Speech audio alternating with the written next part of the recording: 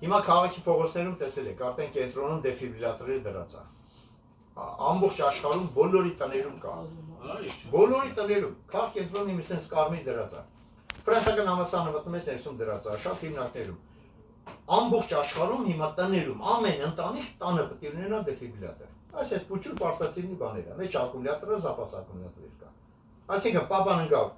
մաման սկսում է սեղմել, վազում բերում բացում եք, կպնող բաներ է, երկու հատ էլեկտրոդը կպցնում եք, միացնում եք,